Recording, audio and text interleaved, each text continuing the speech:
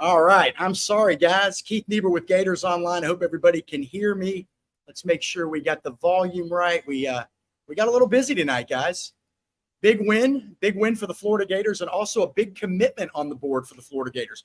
4-star running back Waltez Clark of Tampa Plant, 2025 class, told me a little while ago that he was getting ready to walk in to meet with Billy Napier and commit. He'd already committed to the rest of the Florida staff, but he needed to talk to Billy. He was ready to get rolling. And so, obviously a huge day for the Florida Gators. Incredibly significant win.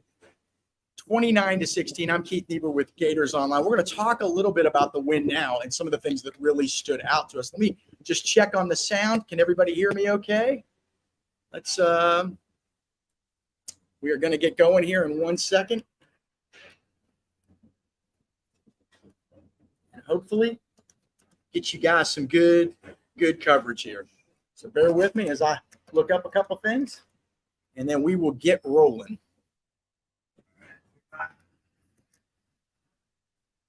All right, guys, 1 second. 1 second. And we are almost ready to go.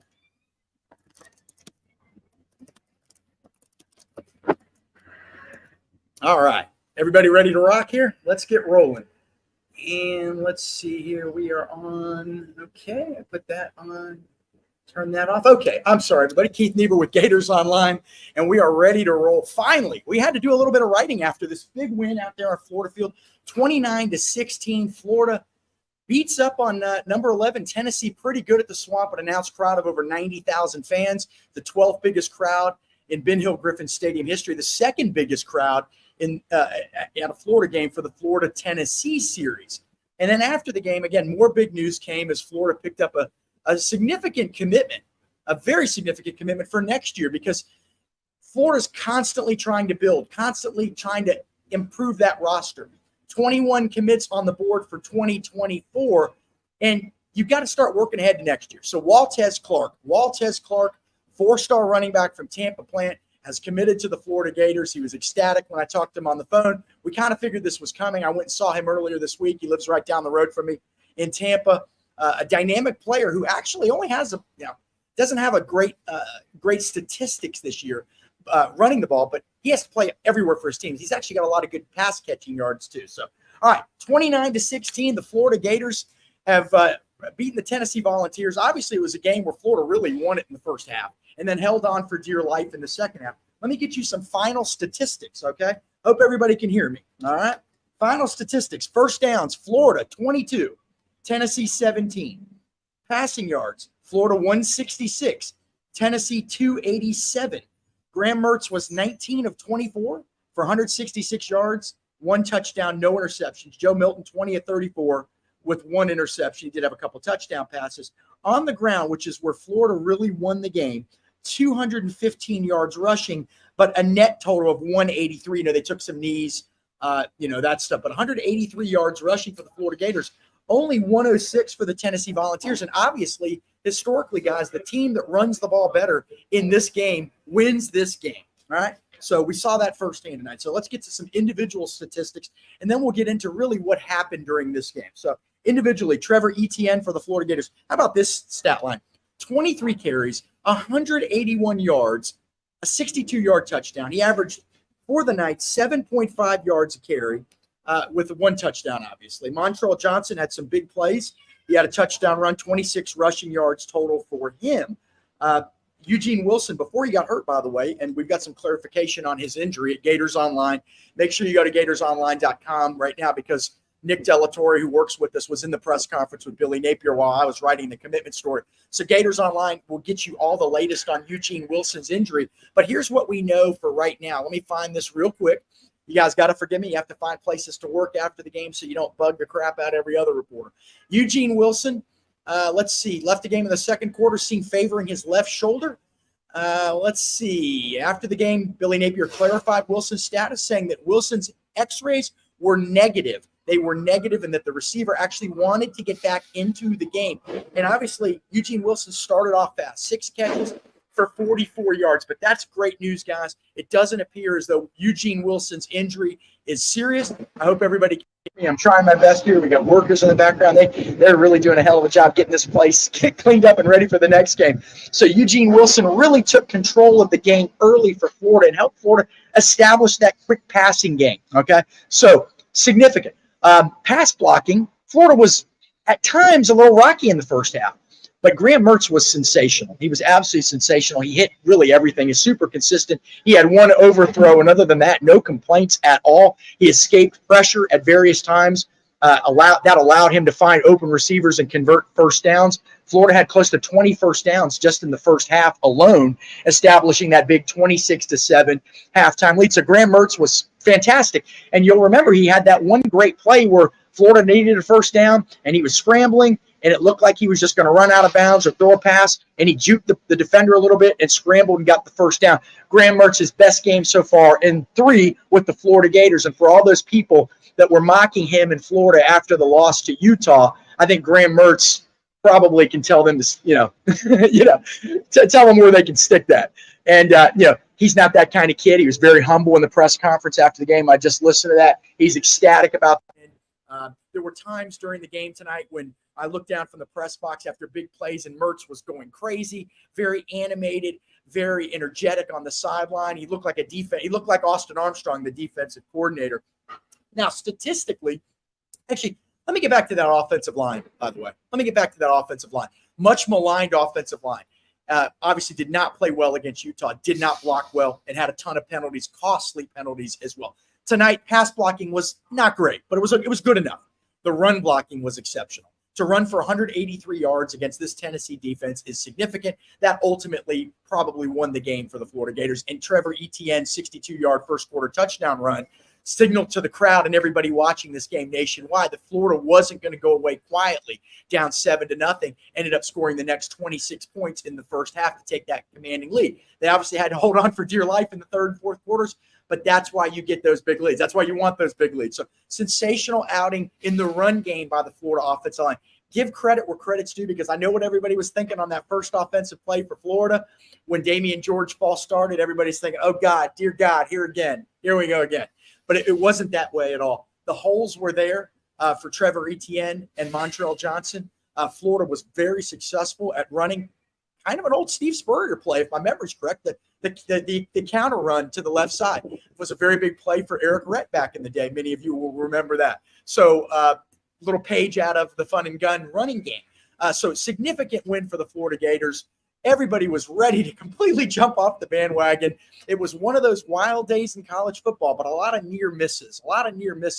And so if you're a Florida fan, you're probably thinking, God, am I going to get a break? Florida State barely won, but they won. Georgia was losing at the half, and they turn around and won. What am I going to do if Florida loses? Well, you don't have to worry about that anymore. Florida kicked ass, quite frankly. Very, very significant win for Billy Napier, who is now 8-8 as the Florida Gators coach.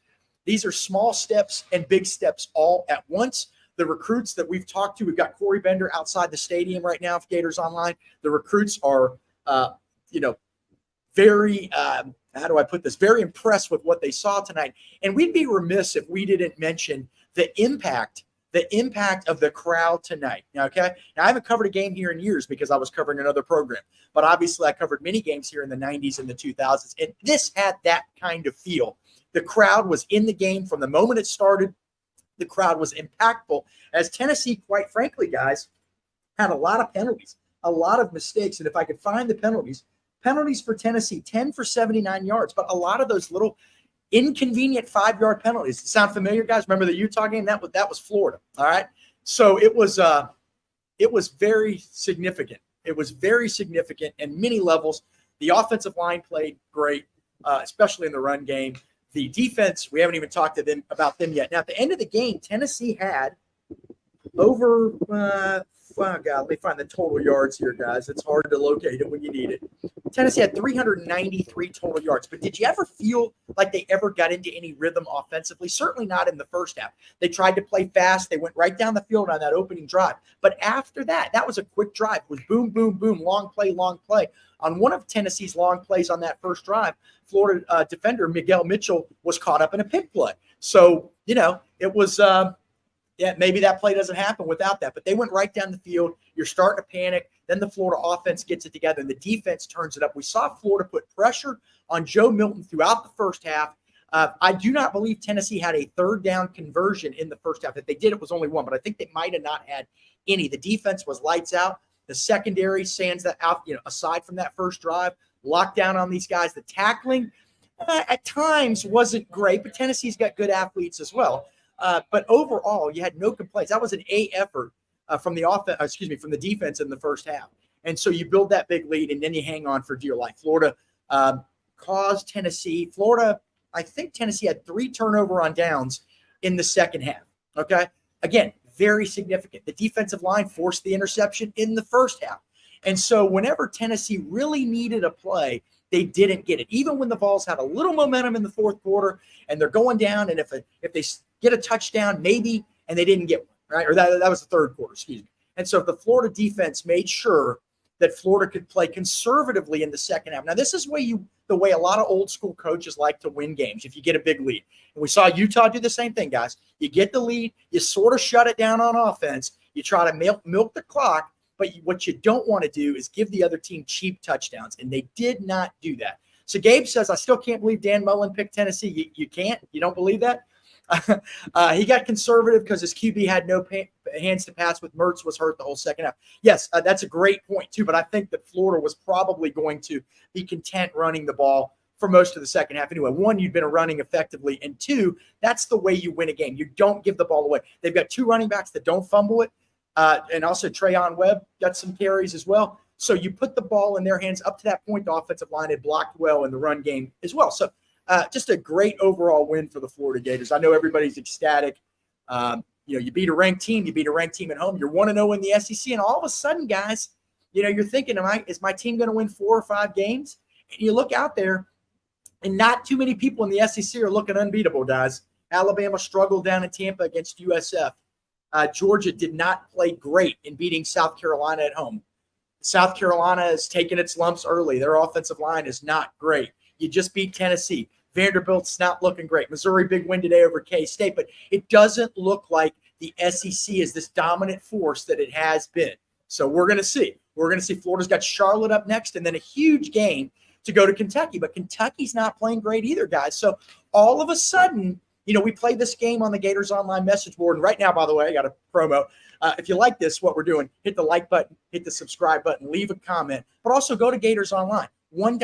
I got to do the promo, guys. I'm sorry. $1 for 1 month. I'm a terrible salesperson, but that's how we get to do these things. That's how I get to come up here from Tampa and cover these games and travel the country to talk to recruits for everybody. And if you're just joining us, huge win for Florida, obviously. Huge win on the recruiting trail tonight, as well as 4-star running back Waltez Clark told me that he is going to be a Florida Gator. He's at Tampa Plant, a school that's been good to Florida through the years. Pete Alonso, Jack Caglione, the baseball stars, Lee McGriff, the football star. Tampa Plant sending another one to the University of Florida. He's been leaning Florida for quite a while, quite frankly. All right, let's get to some more of your comments.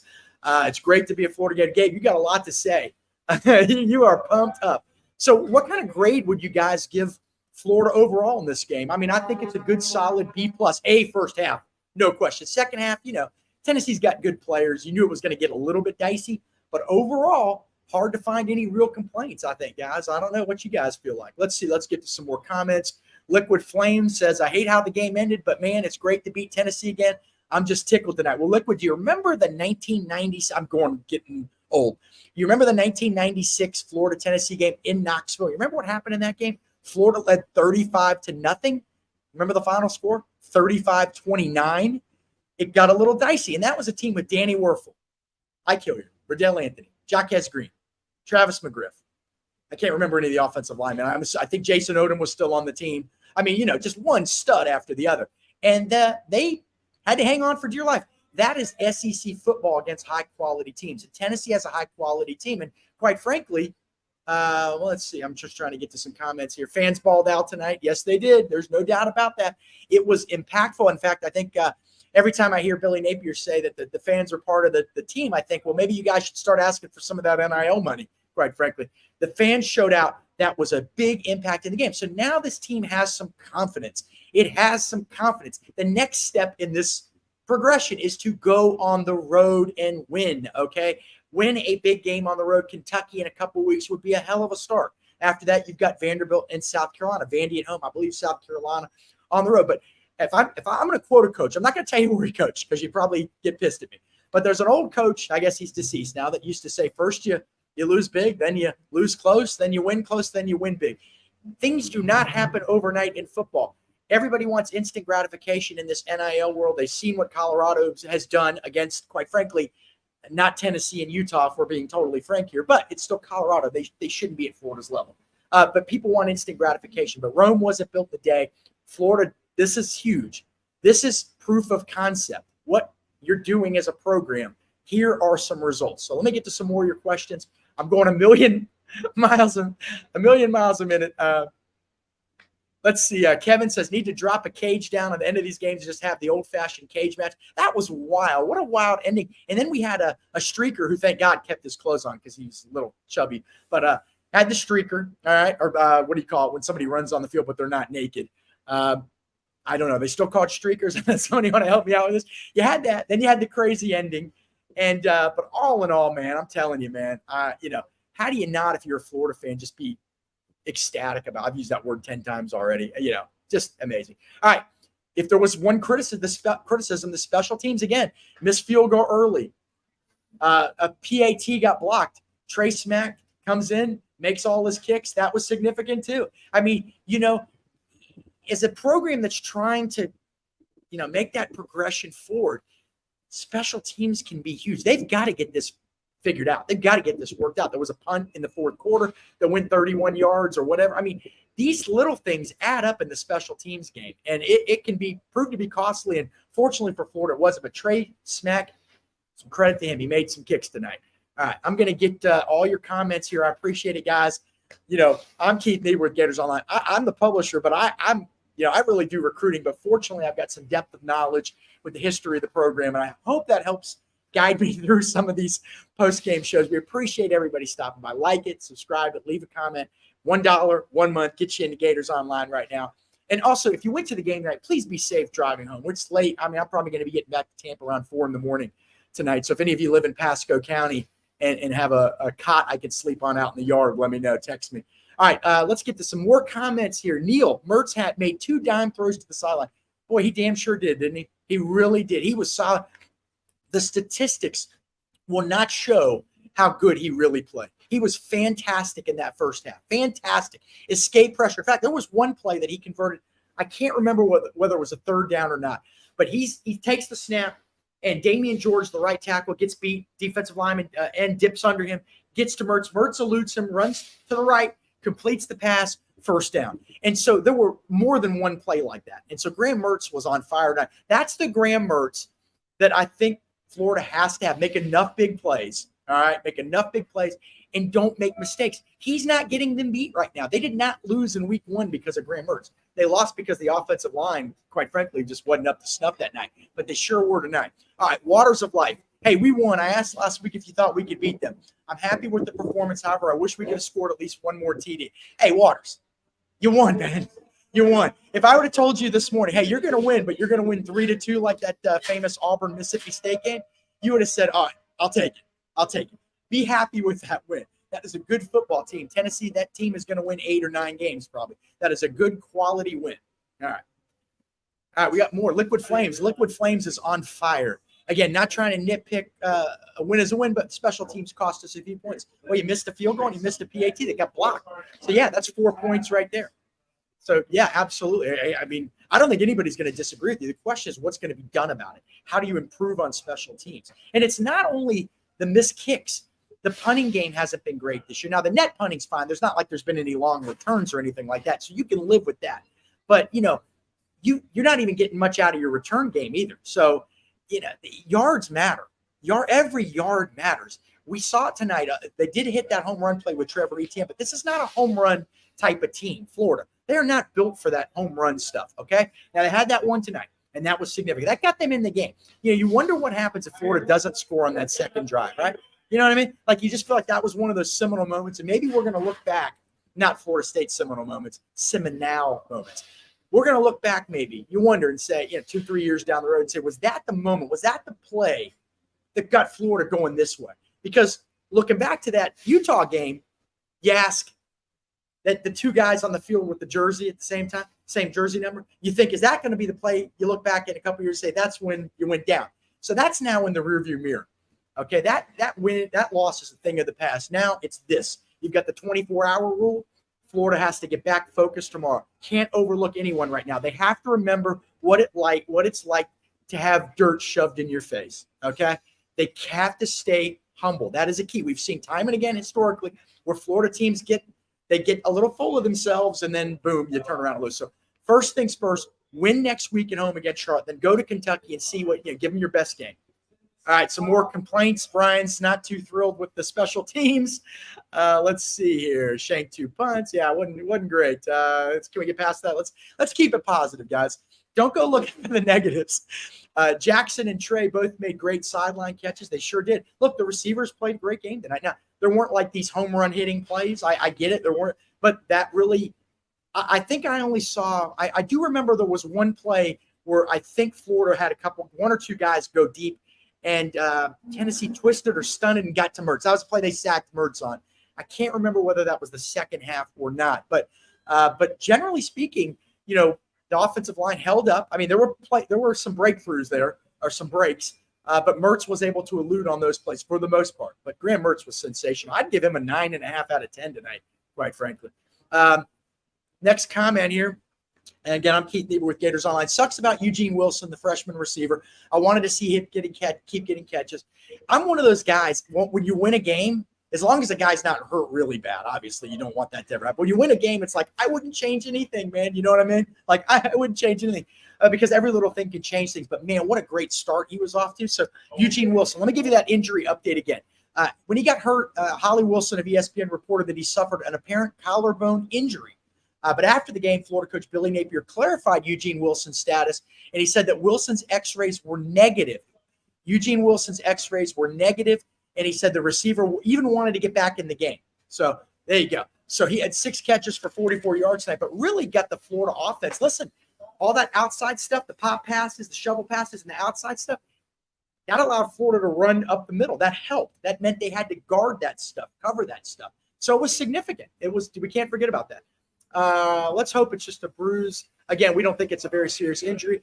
Good comment by Go Gators. The defense stepped up big tonight, especially when the offense was slow in the second half. Again, one of those games, like that 1996 Florida-Tennessee game in Knoxville, Tennessee ended up with 500 yards. Peyton threw for 490 yards, but they were sort of hollow yards. So for the most part in the second half, I'm going a million miles an hour, but for the most part in the second half, here's what Florida did well. They kept everything in front of it. The one exception was that was a really terrible situation in the fourth quarter when Tennessee had that 75-yard drive, 4 plays, and it only took a minute 14, and you're like, okay, you didn't want to see that. It's now getting a little bit tighter. But then Florida snuffed out I think it was Princely snuffed out the 2-point conversion run, and then the defense forced another turnover on downs late. So great play by the defense. Look, this is a good offense they played. I don't care what Tennessee did against Austin Peay.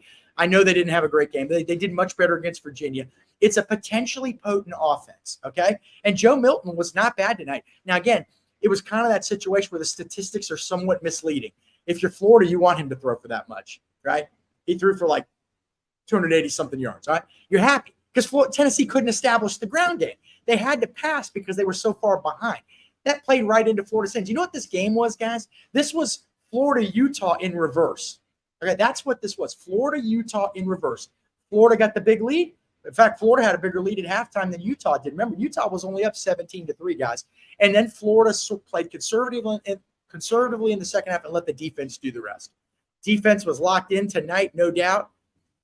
Jordan Castle, the freshman safety, was awesome tonight. Great coverage for the most part. Look, there were some longer plays that Tennessee hit. They're going to do that.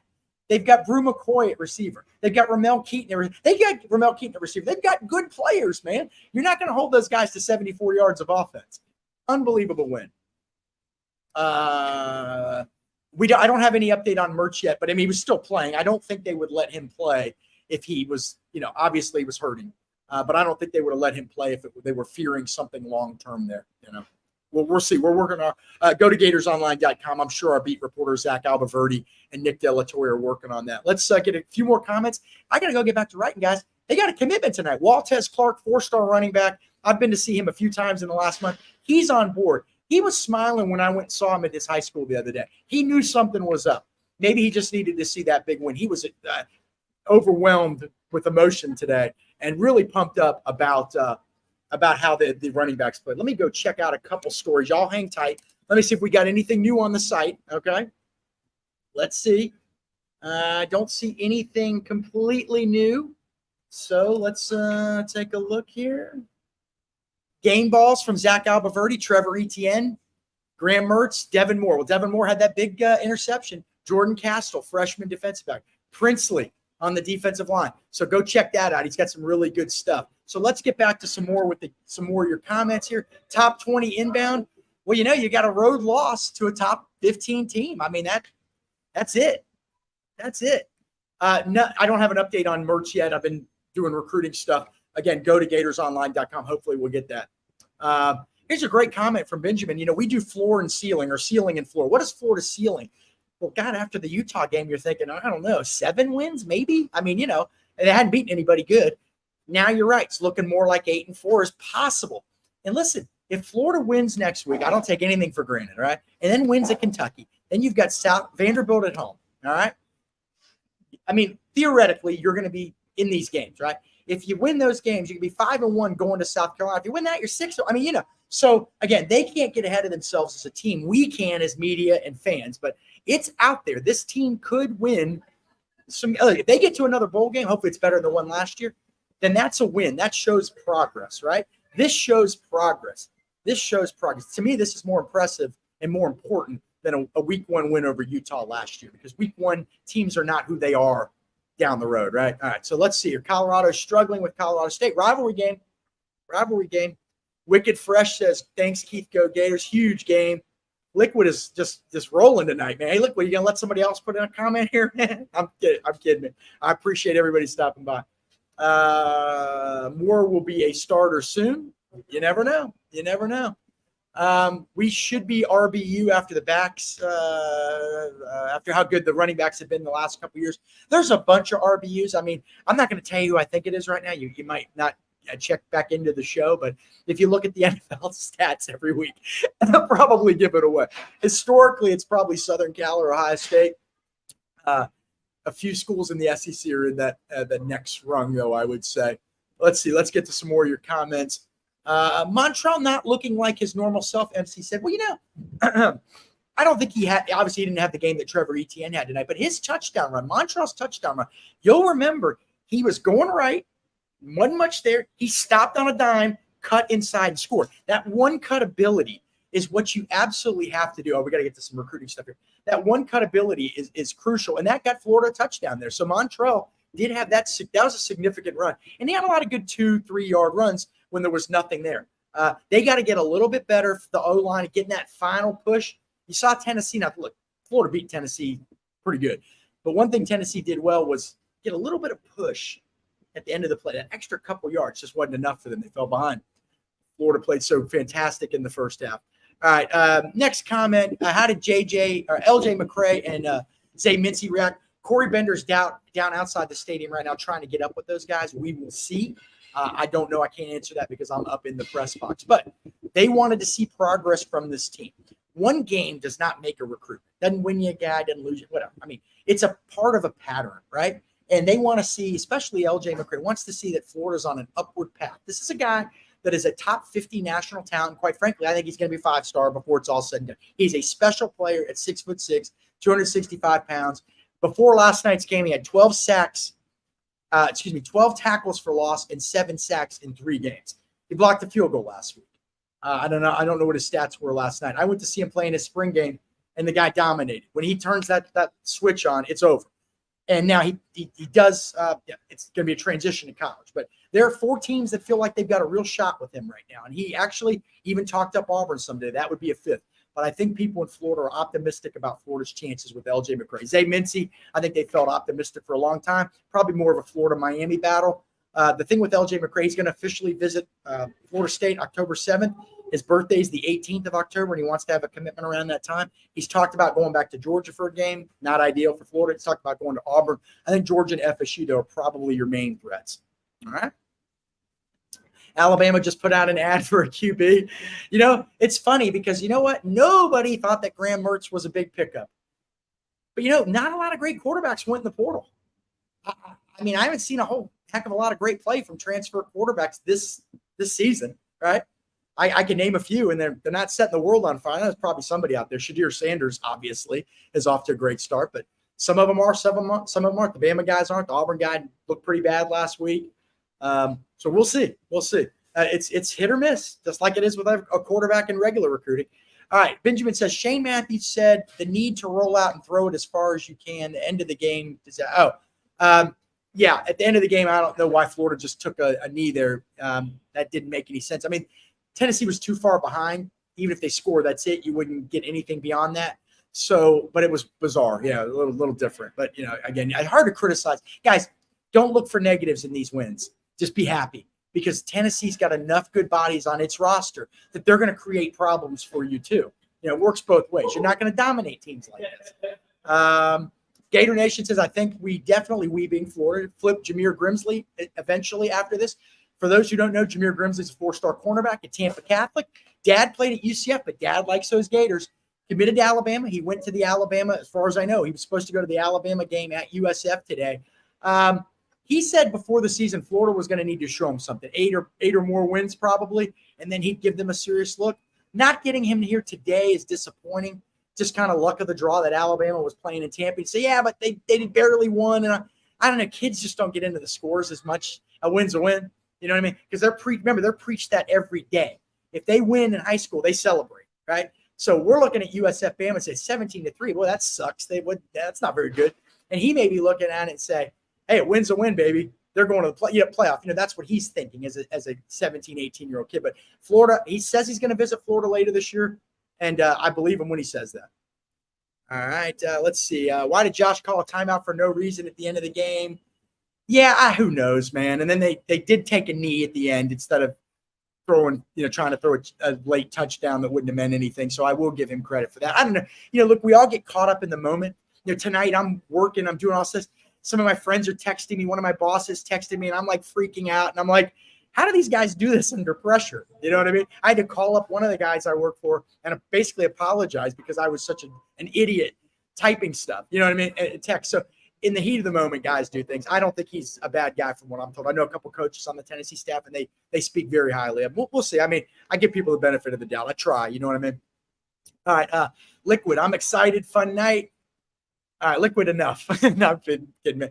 The Gators have plenty of problems, says W.J. King, but Mertz is not one of them. Absolutely. And they proved tonight. Now, I've been concerned that how are you going to go 80 yards, 18 plays? I mean, how are you going to do that against a good team and win?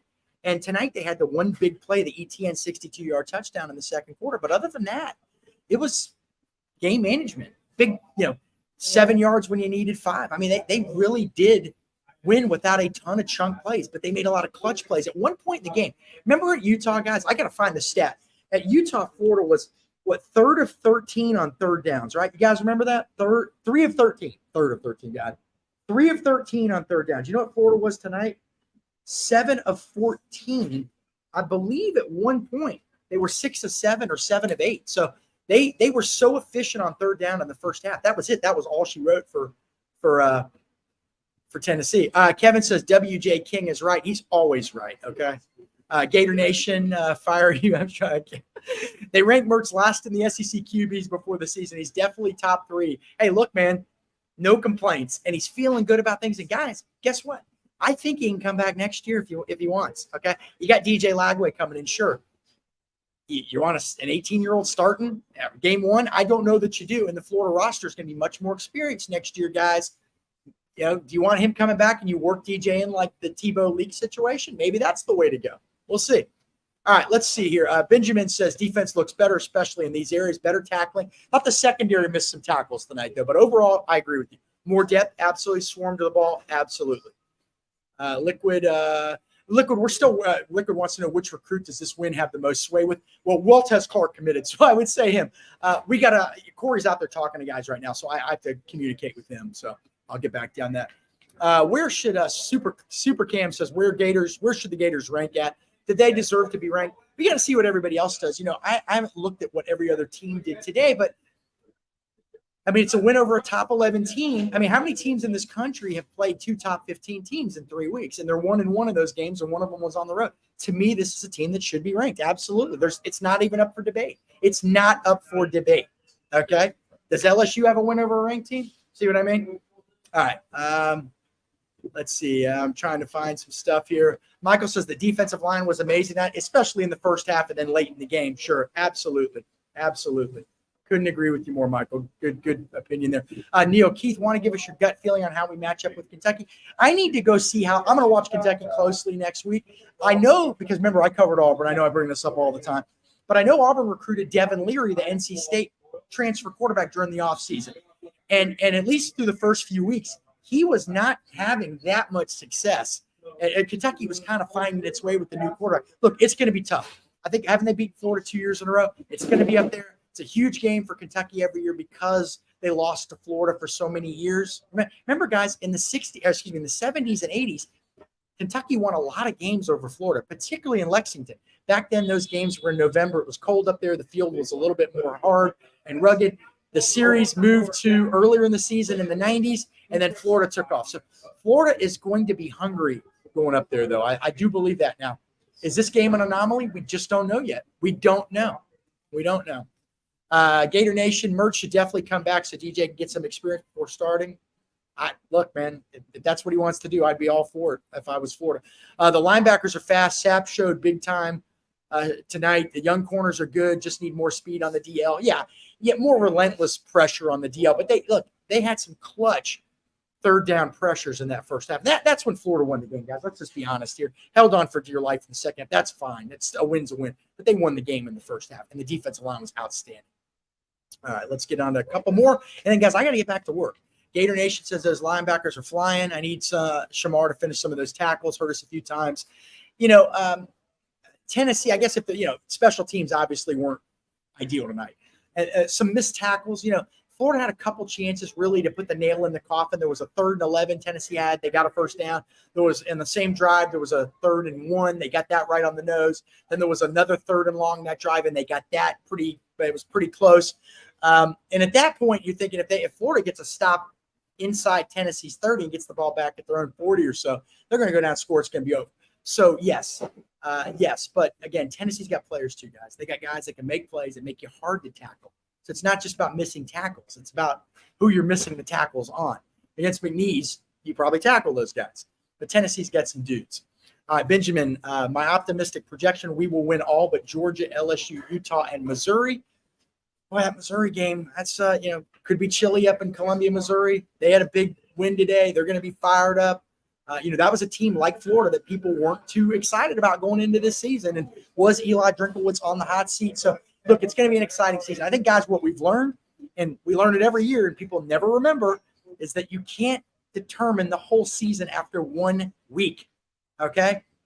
After 1 week. Look what Florida State did today. Barely escaped. Now, that could be their escape game, and then, who knows what happens. But Georgia struggled today. These are the two teams that you would have thought were not going to struggle today, and they both struggled badly. And I know people are going to say it was cold and windy up in Boston for the Florida State Boston College game. You know what? It was cold and windy for Boston College too. Okay. I hate that excuse. I get it. And you're going to hear Florida people saying when they go to play Missouri, hey, it's going to be cold. You know what? Get out there and play. The better team should win. Right. All right. Gator Nation says we beat Missouri. Benjamin Bennett says, yep. Another one, we beat Missouri. Too cold in Missouri. All right, guys, let's wrap this up because I got to get some work done. They're 29-16. I got to say, this is my first game at Florida Field as a member of the media since 2010. I was lucky enough to cover those great championship teams in the 90s and then again later on, late 90s, and then some in the 2000s and then 2010.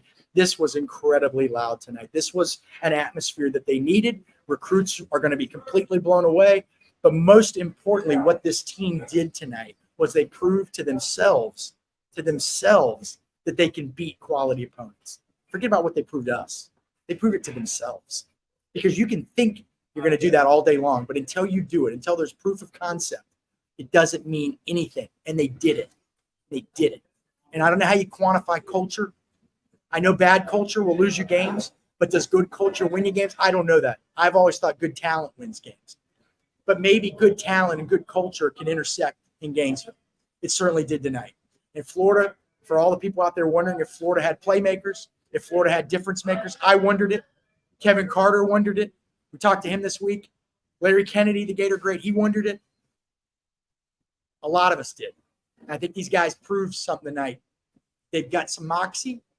They've got some ability. And they can win these types of games. The next step, though, in the progression is to do something like this on the road. You don't want to look back and say, yeah, that was an anomaly. You want to look back and say that was the springboard. All right. If you enjoy what we did tonight, hit the like button, hit the subscribe button, leave more comments. I'm Keith Niebuhr with Gators Online. For $1, you get in the door at Gators Online for all of our great content. $1 for 1 month at Gators Online. I can't thank you all enough for stopping by. I'm sorry we didn't get this thing started on time as I wanted to. We had the breaking news commit. Again, Waltez Clark is on board, 4-star running back. But everybody, be safe. Drive home. Enjoy this. Soak it up. We'll do it again next week. Take care, everybody.